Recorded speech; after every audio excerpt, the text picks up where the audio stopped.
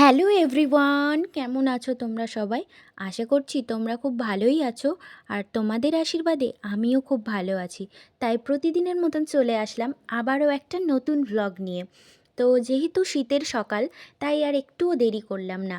সকাল সকাল সমস্ত কাজকর্ম কমপ্লিট করে চলে আসলাম স্নান করে পুজোর ঘরে।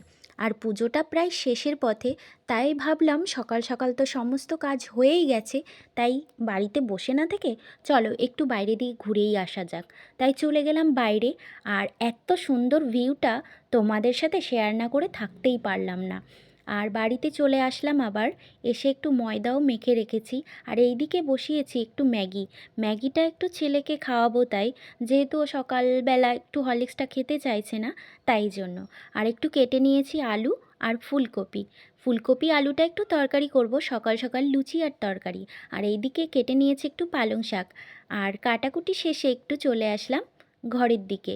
ঘরে এসে দেখি আমার সোনা বাবা এখানে খেলা করছে। যেহেতু ও অনেক ছোট, তাই সকাল সকাল ওকে বইটা নিয়ে বসাইনি, একটু খেলাধুলা করে নিক তারপরেই ওকে বই নিয়ে বসাবো। আর যে পেন্সিলটা ওকে লেখাবো বলে রেখেছি পাশে, সেই পেন্সিল দিয়েই দেখো ও খেলতে কিন্তু শুরু করে দিয়েছে। যেহেতু ওর এখনও 3 বছর বয়স হয়নি, তাই ওকে খুব একটা চাপ দিচ্ছি না। রিসেন্ট একটু পড়াশুনো নিয়ে ওর চাপটা পড়ছে সন্ধ্যের পর থেকেই। আর তারপর চলে আসলাম রান্নাঘরে। এসে দেখো লুচি আর তরকারি আমার পুরো রেডি হয়ে গেছে। এটা সকালের ব্রেকফাস্ট। আর এদিকে আবার কেটে নিয়েছি একটু বেগুন, একটু শিম আলু ভাজা করব, একটু বেগুন ভাজা করব। আর এদিকে দেখো পালং শাক তো কেটেই রেখেছিলাম, আগে তোমাদের দেখিয়েছি। তো পালং শাকটা করব। আর এদিকে ডালটা পুরো রেডি হয়ে গেছে। আর বসিয়েছি একটু বাঁধাকপি। তো বাঁধাকপিটাও প্রায় শেষের পথে।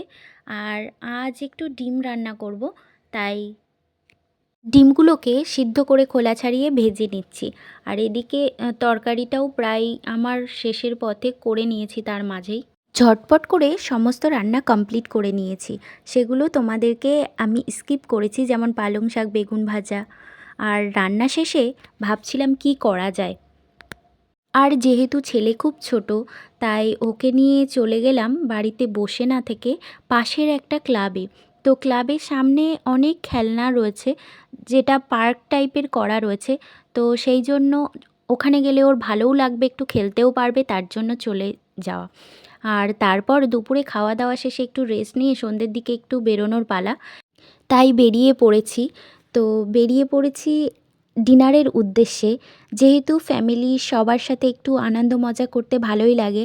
আর মাঝে মাঝে এই সময়টুকু তো খুবই মূল্যবান সময়, যেটা ফ্যামিলিকে দেওয়ার মতন বা দেওয়ার থেকে বেশি আর কিছু নয়। তো সবাই কেমন লাগলো আমার ভিডিওটা অবশ্যই কিন্তু কমেন্টে জানাতে ভুলবে না।